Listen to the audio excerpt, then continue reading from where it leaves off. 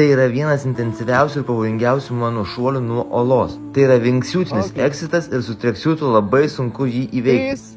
3, 2, 1, base, jump! Šoku vienas tam, kad susikaupčiau į savo skrydį ir padaryčiau patį geriausią savo performansą. Reikia skristi štai čia, link šitos olos, tam, kad išskristi iš šio kanjono. Žemė artėja labai greitai, na, o aš bandau generuoti maksimalų savo greitį.